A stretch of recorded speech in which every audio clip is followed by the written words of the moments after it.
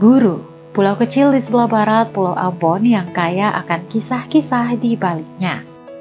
Tak banyak yang tahu, Buru adalah rumah bagi ratusan nelayan tuna skala kecil bersertifikasi internasional. Salah satunya adalah sertifikasi Fairtrade USA, yaitu sertifikasi berbagai produk, dan salah satunya ada produk perikanan tuna sirip kuning yang dipasarkan ke pasar Amerika Serikat. Sertifikasi Ecolabel Fairtrade USA merupakan sertifikasi yang mengedepankan perdagangan adil, baik untuk pelaku usaha, konsumen, maupun lingkungan. Hingga saat ini, CTP menjadi satu-satunya pemegang sertifikasi Ecolabel Fairtrade tuna sirip kuning yang konsisten menjalankan standar perikanan tangkap selama lebih dari 10 tahun. Tidak hanya berkomitmen memastikan rantai pasok hingga ke nelayan kecil, CTP secara langsung berkontribusi bagi pembangunan lokasi tempat tinggal nelayan, serta melakukan berbagai upaya meningkatkan kapasitas bagi komunitas nelayan kecil. Hasilnya, sertifikasi Fairtrade telah mengubah banyak kehidupan nelayan skala kecil di Buru, khususnya dalam praktik usaha berkeadilan dan perikanan berkelanjutan. Mari berkenalan dengan Bapak Umar, salah satu dari hampir 500 nelayan tuna tersertifikasi Fairtrade USA yang tersebar di Indonesia. Pak Umar adalah salah satu nelayan pertama yang menjalankan standar sertifikasi selama 10 tahun. Ya, nama saya Umar Papalia, biasa dipanggil Umar. Saya bergabung bersama kelompok Pemberugut Tuna Bersatu, tergabung dalam satu komite yaitu Komite Fairtrade Tuna Buru. Profesi saya sebagai nelayan sejak 2007, sejak belum mengenal Fairtrade dan belum berkelompok, itu saya sebagai nelayan tuna biasa. Semenjak 2007 itu kita sebagai nelayan jual ikan itu tidak karuan. Salah satu nilai tambah dari menjadi nelayan tuna Fairtrade adalah kepastian rantai penjualannya. Nelayan Fairtrade USA menjual ikannya ke perusahaan eksportir tuna. Dari sana, tuna yang mereka tangkap diproses menjadi produk-produk yang akan dipasarkan ke Amerika Serikat melalui perusahaan CTP. Di dalam proses melaut itu perlu kita cari umpan dulu. Tapi berangkat kami dari rumah itu jam 3 pagi. Jam 3 pagi kami cari umpan sampai dengan jam 6, setengah 7 itu kami harus berangkat. Di awal perkenalannya dengan standar Fairtrade USA, banyak nelayan termasuk Pak Umar yang skeptis dengan sertifikasi ini. Tidak dapat dipungkiri, Fairtrade USA hadir sebagai hal baru dengan berbagai standar yang harus dipenuhi oleh nelayan. Namun, seiring berjalannya waktu, satu persatu pemenuhan standar Fairtrade USA mulai dipelajari oleh nelayan. Mulai dari standar pengorganisasian, hak-hak pekerja, keselamatan di laut, ketelusuran, hingga penyediaan data perikanan perlahan mulai ditekuni oleh nelayan Fairtrade. Sebagai bentuk penyediaan data perikanan misalnya, hal yang dilakukan adalah pengisian logbook catatan melaut nelayan. Tangkapan itu, kita pulang itu ada tangkapan, dia masuk ya logbook yang kita catat. Yang tadi ya karena tadi, kalau dulu belum. Kalau dulu itu kita tangkap, hari ini dapat tangkapan berapa itu masa bodoh. Tidak usah ini catat-catat, sama saja mau catat untuk apa. Tapi sekarang ya, kalau memang suara di kelompok Fairtrade, setiap tangkapan Anda itu harus terdata. Apa saja tangkapan itu, dari umpan mereka data. Nah, di sini memang kalau macam secara masyarakat secara awam itu, ini apa kita kasih ini, kita dapat umpan sekian, kita kasih data, kita dapat tangkapan sekian, kita kasih data. Tapi itu manfaat besar sebenarnya. Kita bisa tahu tangkapan hari ini, tahun ini berapa, tahun besok berapa. Nelayan-nelayan tuna tersertifikasi Fairtrade USA sudah terbiasa menjadi wajah yang mewakili komunitasnya di ranah nasional dan internasional. Mereka aktif terlibat dalam pengumpulan data perikanan, kebutuhan melaut, hingga kebijakan-kebijakan perikanan bersama pemerintah, industri, dan ahli-ahli perikanan. Kemajuan Pak Umar menjadi nelayan yang aktif dan vokal dalam isu-isu perikanan adalah buah dari 10 tahun mempelajari praktik-praktik perikanan terbaik yang diatur dalam standar Fairtrade USA. Tidak hanya keterampilan halus yang berkembang, tetapi juga kebutuhan fasilitas kelompok nelayan dapat terpenuhi berkat suntikan dana insentif yang diatur dalam sertifikasi, yakni dana premium. Dana premium Fairtrade USA adalah dana penghargaan yang diberikan oleh pemegang sertifikasi Fairtrade kepada partisipan di dalamnya, yang dalam hal ini adalah nelayan yang tersertifikasi. Untuk cara penggunaan dana premium, situ telah dibagi tuh 70 dana sosial, 30 dana lingkungan, dan untuk operasional komite. Lalu 70% untuk dana sosial bisa digunakan untuk apa saja menyangkut dengan sosial. Seumpamakan di dalam proses premium plan, dari anggota kelompok mengusulkan menyangkut dengan sumbangan ke rumah ibadah. Contohnya di kelompok Wang Brugut telah dilakukan itu, sumbangan ke rumah ibadah yaitu pertama, dana untuk bak wudu. Yang kedua, sumbangan karpet rumah ibadah.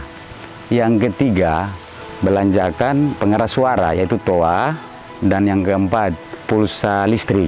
Itu salah satu program yang telah kelompok Wang Brugut laksanakan. Namun di 30% tadi itu khusus untuk lingkungan, tidak bisa digunakan untuk apa saja, dikhususkan untuk lingkungan. Melalui pemanfaatan dana premium, nelayan didorong untuk mengatur keuangannya secara disiplin dan dapat dipertanggungjawabkan. Berkat kontribusi mereka, nelayan-nelayan Fairtrade USA turut berkontribusi untuk membangun komunitasnya. Hasil-hasil tangkapan mereka ini, karena mereka adalah nelayan yang bersertifikat, maka dijual ke Harta Samudra. Kemudian Harta Samudra ini membawa ikan-ikan ini keluar dari Namlea melalui pintu-pintu keluar. Mereka dikenakan retribusi. PT Harta Samudra dikenakan retribusi oleh daerah, sehingga hasil-hasil tangkapan ini secara langsung berpengaruh terhadap peningkatan PAD dari sektor perikanan. Nah, ada banyak hal yang dibuat di lapangan untuk para nelayan, bahkan perbaikan-perbaikan juga di perusahaan sendiri, bagaimana standar ketenagakerjaan itu diimplementasikan di sini. Nah, itu tantangannya juga banyak, tapi bisa berjalan sampai hari ini, artinya kita bisa melalui semua tantangan itu dan berharap tetap memegang standar yang ada, bahkan kalau ada yang belum kita penuhi, kita bisa tingkatkan lagi.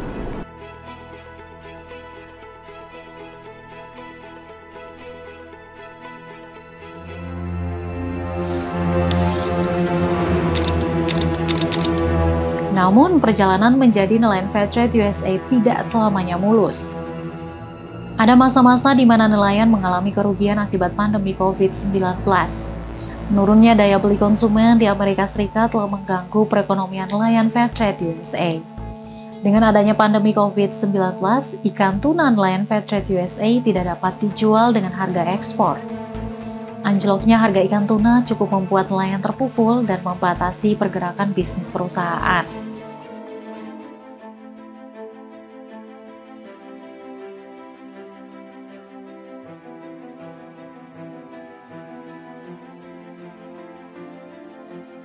Perkenalkan, nama saya Asis, saya bekerja di MDPI sampai saat ini sudah 10 tahun.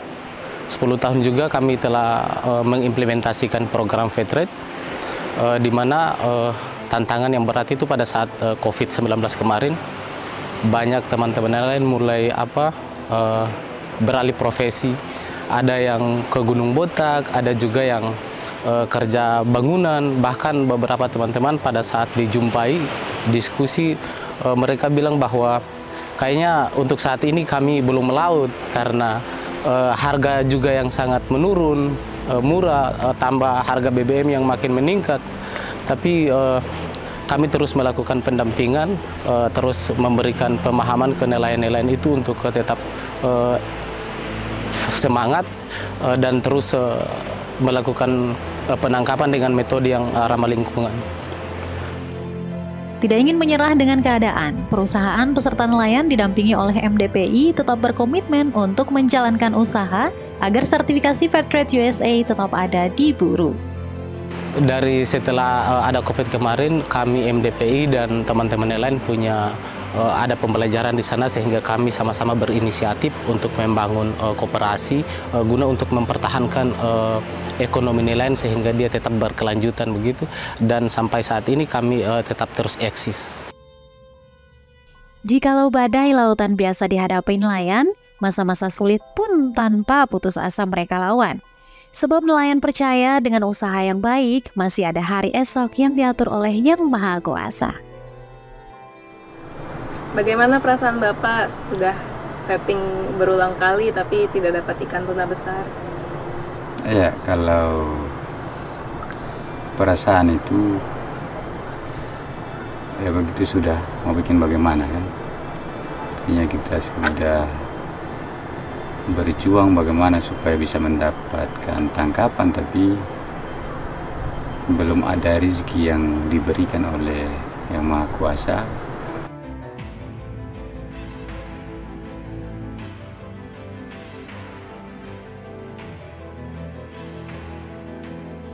Melihat tantangan pasar yang berdampak langsung pada nelayan, menyadarkan akan pentingnya memiliki usaha alternatif dan tidak bergantung selamanya pada sertifikasi.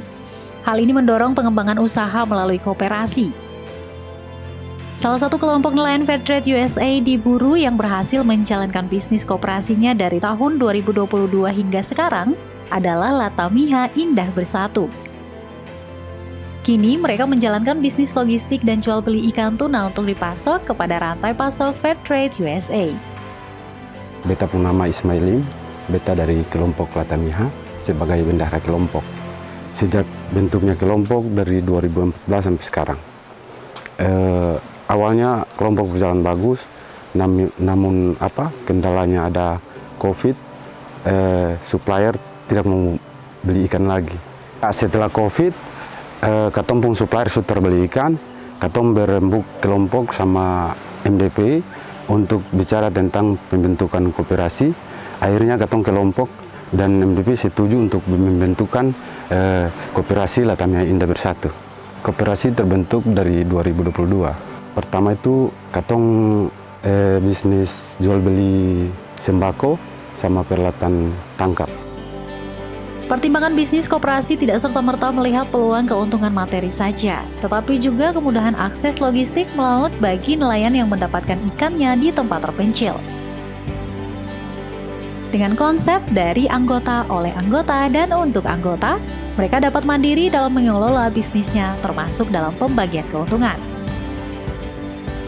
Ya, setelah katong terbentuknya koperasi, katong kelompok merasakan manfaat yang besar. Pertama, bisa bayar lokasi lahan buat camp. Kedua, pernah bagi hasil usaha. Dan ketiga, katong kelompok koperasi ini bisa sejahtera. Komitmen nelayan, perusahaan, dan semua pihak yang terlibat dalam rantai pasok menjadi kunci keberhasilan sertifikasi Fairtrade USA di Buru hingga 1 dekade. Perjuangan teman-teman itu luar biasa. Teman-teman nelayan sampai dengan teman-teman MDPI. Yang saya bersyukur itu ada orang yang punya jiwa besar. Membawa MDPI ke sini, bisa kolaborasi dengan nelayan, bisa membangun nelayan di desa kami sampai kabupaten kami, bukan kecamatan ya, kabupaten, sampai bahkan provinsi. Untuk bagaimana bisa kenal perdagangan lebih luas.